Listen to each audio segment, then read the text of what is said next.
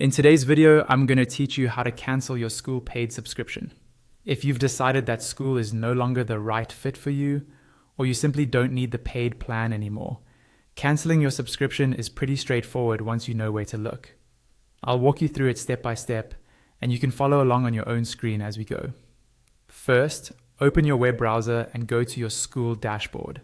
Make sure you're signed into the correct account, especially if you manage more than one community or use multiple email addresses. Once you're logged in, you should land on your main Skool home or community page. This is where you normally see your groups, posts, and course content.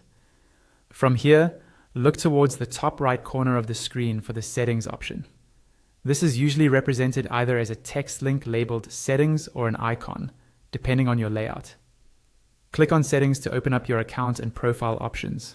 This is where Skool keeps all of your personal preferences, notification options, and importantly, your billing details. Inside the settings area, you'll see several sections or tabs. What you want to find is the section labeled Billing. Go ahead and click on Billing. This is the place where Skool shows your current plan, your payment method, and your billing history. It's always a good idea to take a quick look here and confirm which subscription you're about to cancel, especially if you have more than one Skool product or community.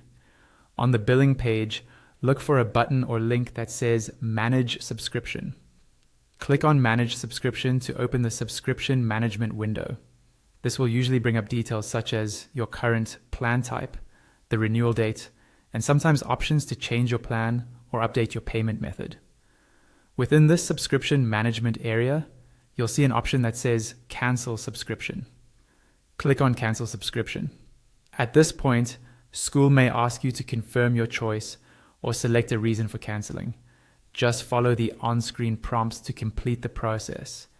Once you've confirmed the cancellation, make sure you read any final message carefully so you understand whether your access ends immediately or at the end of your current billing period. And that's it. Your Skool paid subscription is now cancelled.